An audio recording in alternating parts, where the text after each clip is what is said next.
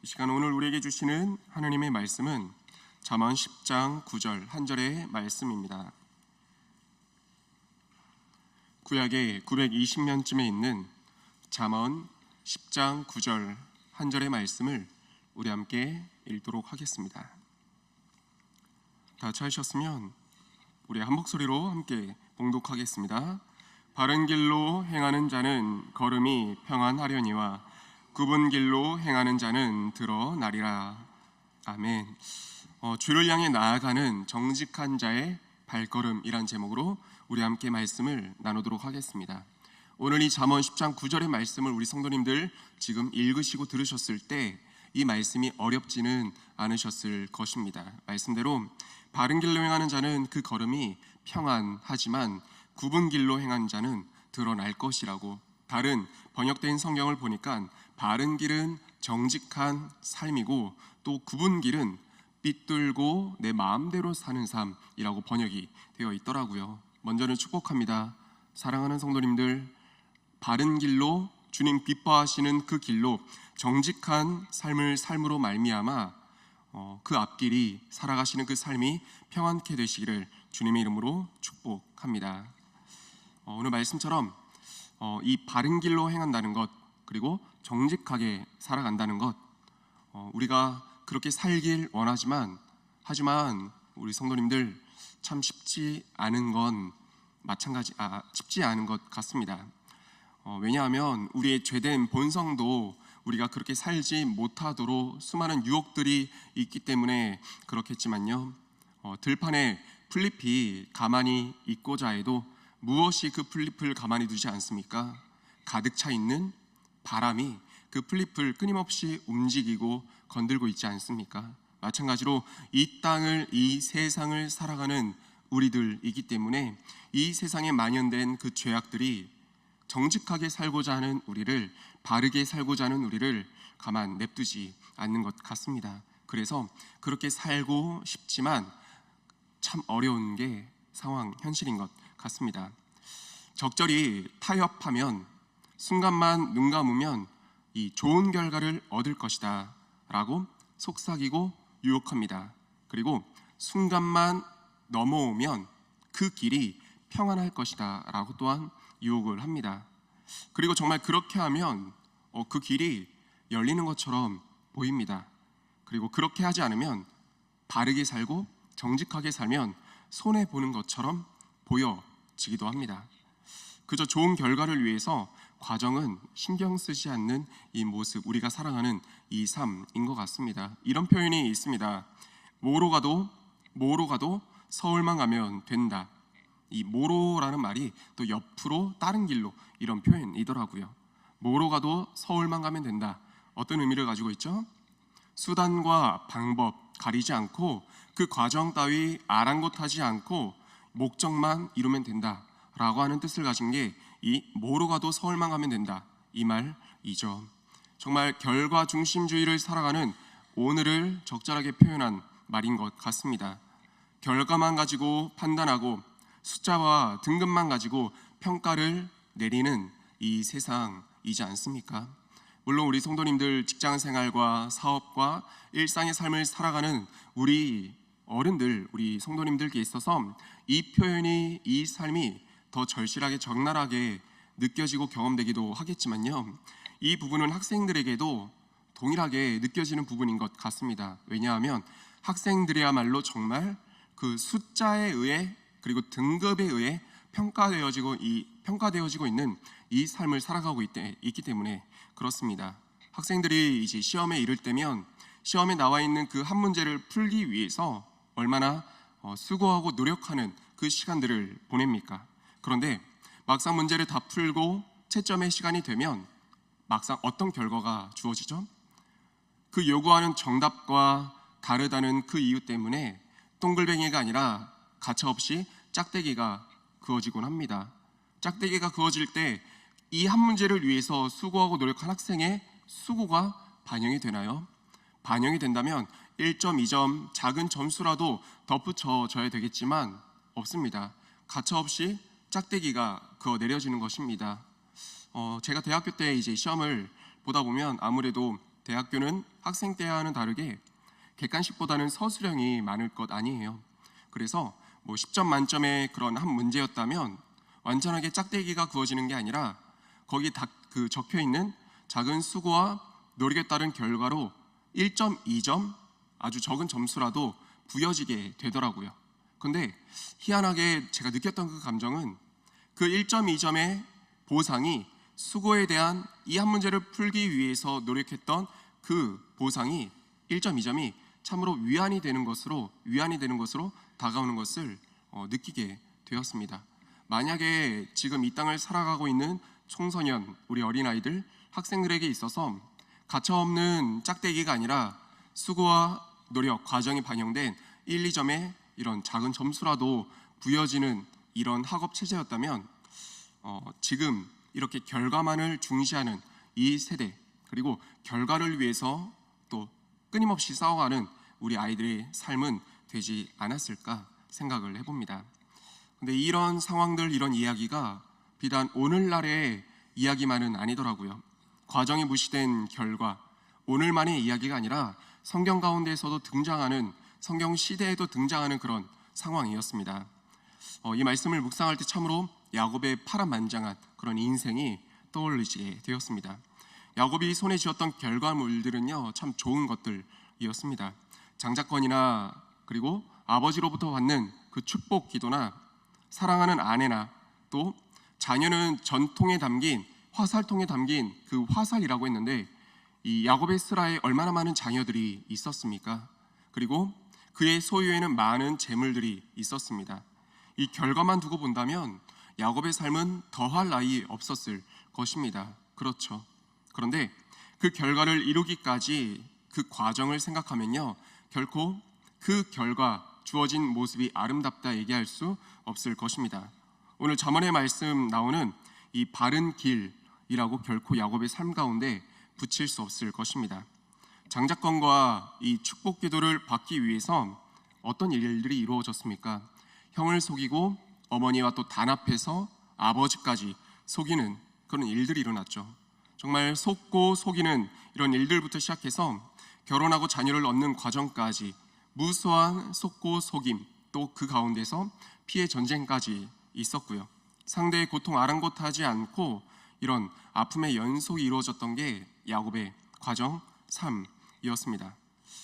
오늘 잠언 말씀처럼 바르지 않았기에 평안한 듯 보였지만 결코 평안하지 않았던 야곱의 삶이었습니다. 속고 속이며 또 굽게 살았기 때문에, 삐뚤게 살았기 때문에 그 부끄러움들을 드러내시며 성경에 기록해 놓으신 분 또한 하나님이십니다. 야곱 스스로도 자신의 인생이, 이 자신의 삶이 어떠했는지 잘 알고 있습니다. 나중에 이 팔렸던 아들, 이제 죽었더라고 생각했었던 아들 요셉을 통해서 이 야곱과 그의 가족들이 애굽으로 넘어오게 되잖아요. 넘어왔을 때 야곱이 애굽 왕 앞에 서게 됩니다. 그리고 애굽 왕에게 한 자신의 삶을 나타낸 그 한마디는 우리들에게 참으로 많은 교훈을 주는 것 같습니다. 이런 인생의 고백을 하지 않습니까? 평안히 머리 둘 곳 없이 떠돌았던 내 나그네 길의 삶이 130년인데 험악한 세월을 보냈습니다. 야곱이 만약에 결과만 바라봤던 사람이었다면, 끝날에 가서도 결과만 바라봤던 사람이라면 그 인생길 앞에 갔을 때, 그 인생길을 두고 회자했을 때 이런 고백은 하지 않았을 것입니다. 하지만 인생의 말년에 달아서 자신의 삶이 얼마나 하나님의 뜻과는 반대된 삶이었는지 깨달았었기 때문에 이런 고백하는 것 아니겠습니까? 사랑하는 우리 성도님들, 우리가 인생의 끝날에 다다라서 지난 삶을 회상하며 고백한다면 어떤 고백을 이렇게 하고 싶으십니까? 하나님 앞에 우리가 섰을 때 너의 인생을 한마디로 고백해 보아라 라고 하나님이 물으신다면 우리는 뭐라고 대답을 할 수 있겠습니까? 야곱과 같은 인생이 아니라 하나님 기록하신 말씀대로 바르게 살고자 노력한 지난 인생이었습니다. 바르고 정직한 그 삶의 노력 가운데서 힘듦도 아픔도 고통도 있었지만 하나님, 그래도 하나님 향한 그 길 꺾지 않았습니다. 굽은 길로 돌이키지 않았습니다. 라고 고백하고 하나님으로부터 그래서 칭찬받는 저와 우리 성도님들의 그 삶이 되시기를 주님의 이름으로 축복드립니다. 아멘. 야곱의 이 깊은 고백 속에서 느끼게 되는 것처럼요, 과정이 무시된 결과는요 결코 기쁨을 남길 수 없는 것을 절실하게 됩니다. 그리고 무엇보다 제가 이제 근래 들어서 이 부분을 새삼 더 절감하게 되는 그런 뉴스의 소식들이 있습니다. 심심찮게 계속해서 들려오는 소식들인데요, 무엇이냐면 건축에 관한 소식들이더라고요.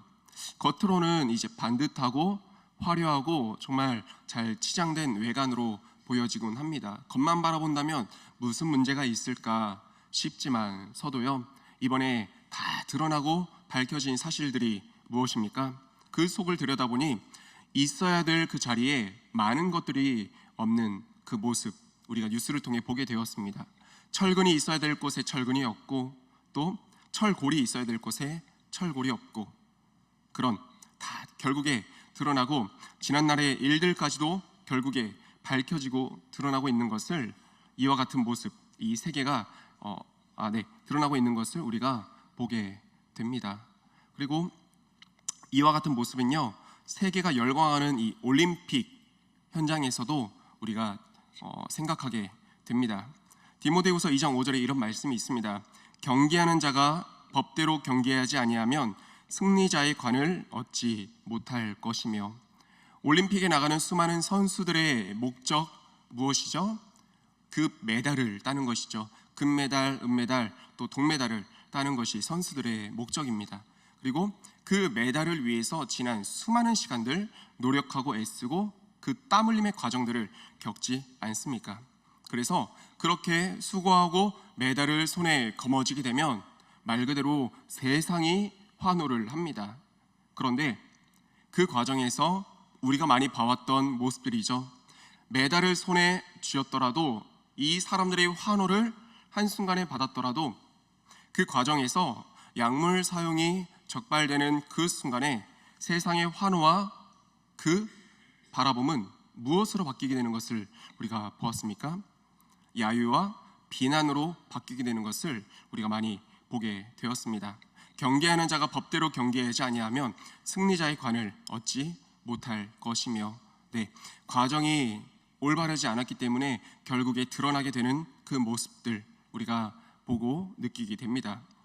치열한 훈련과 정말 한순간의 시합, 한순간이잖아요. 지난 몇 년의 그 결과물이 한순간에 이루어지게 되는 것이죠. 그렇기 때문에 이 연약한 마음을 가진 우리들로서 어찌 그 약물의 유혹, 누구라도 어떻게 받지 않을 수 있겠습니까?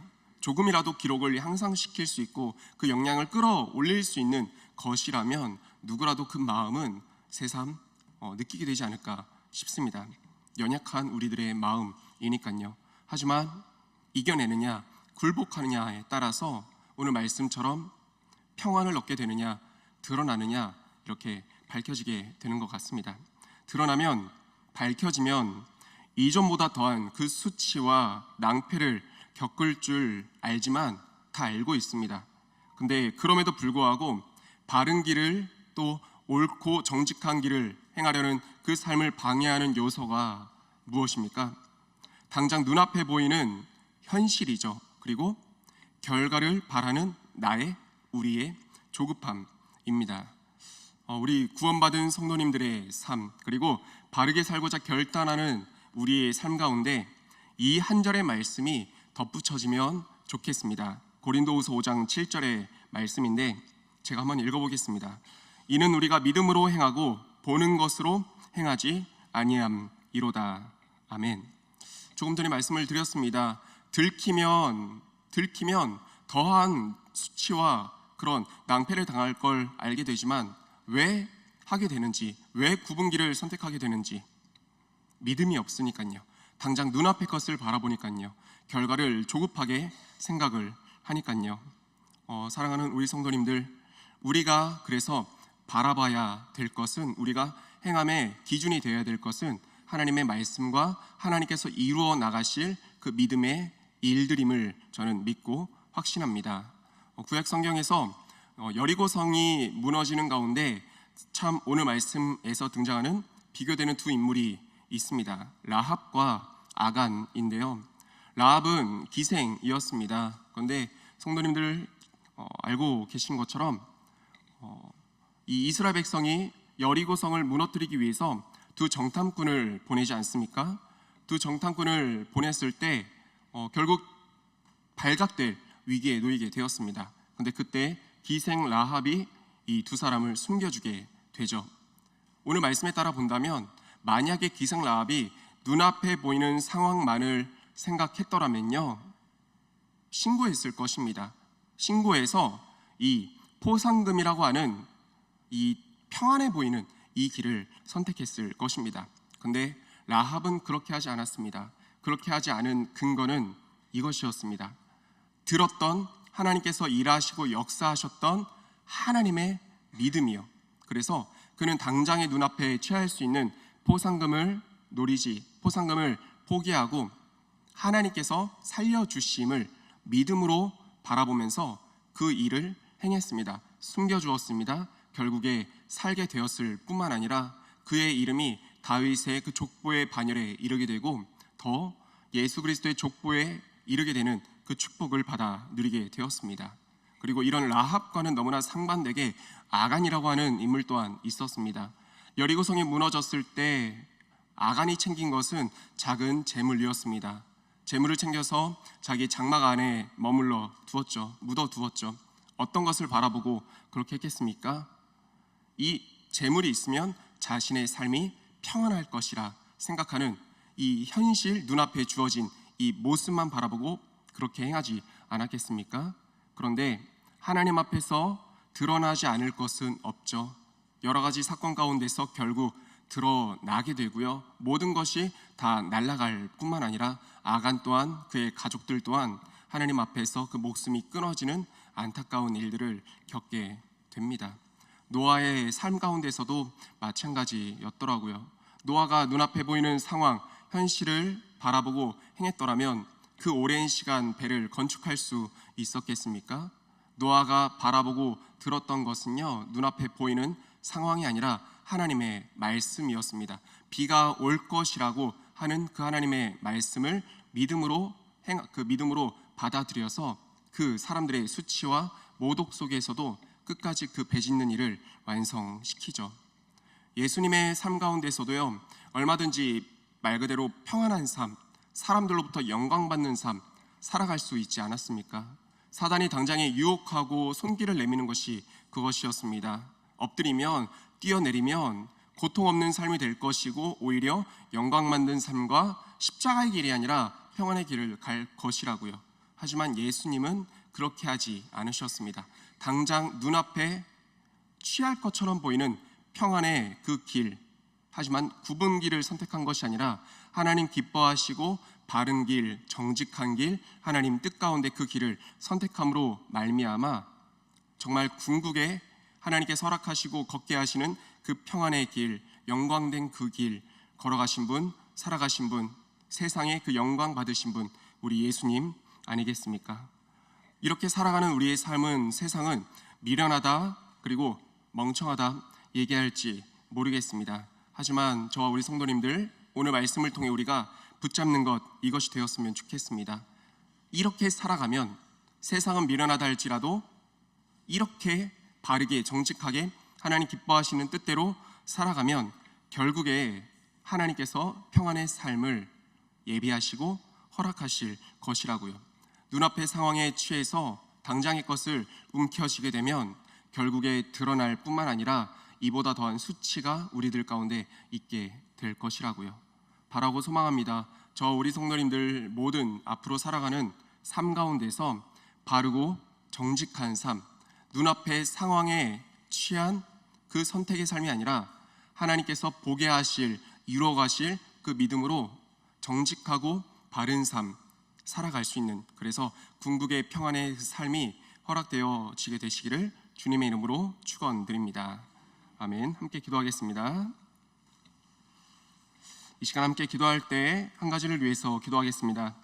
하나님, 현실에 또 눈앞에 달콤함에 취해서 구분기를 나가는 우리의 삶이 아니라 타협하지 아니하고 바르고 정직한 삶을 살아갈 수 있는, 하나님께서 결국에 보게 하시고 걷게 하실 평안의 길 믿음으로 바라보면서 정직한 삶 살아갈 수 있는 우리 모두의 인생 될 수 있게 해달라고 오늘 말씀 기억하며 주여 한번 외치고 기도하겠습니다.